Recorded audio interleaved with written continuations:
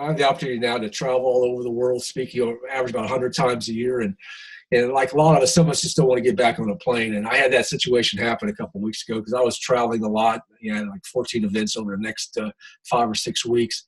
So I had an event last week in Norfolk, Virginia, this week in Hilton. And I decided I was going to drive, get off planes. And when I do that, I go back and listen to my old tapes and old CDs of some of my great mentors and that great content because it helps me get creative and innovative.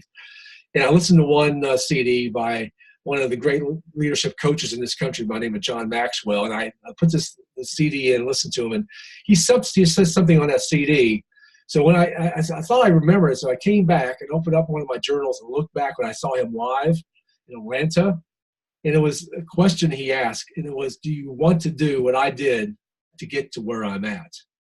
And I started thinking about that. And back then, it really didn't resonate with me. But as I moved from the 31 years of corporate world to what I'm doing now is speaking and writing books and doing workshops and having my own radio show and doing my daily flash briefing on Amazon, all these things that I'm doing now, it started resonating with me because it takes a lot of commitment, a lot of time, a lot of focus, a lot of resolve to do these things. And I got a phone call yesterday from a young lady who really just wanted me to dump my information and say, this is how I did it so she could take it and run. And I decided, I asked her this question before I did that because this is success leaves clues, and these strategies we all have value to them. And so before I did that, I asked her that question: do you really want to do what I did to get to where I'm at? And she sort of came back and she's like, I don't know what you mean. I said, do you really want to make this commitment? And I said, did you see that Michael Phelps commercial when he's at 5 o'clock in the morning in the dark swimming his hundreds of laps before he eats his 13,000 calories?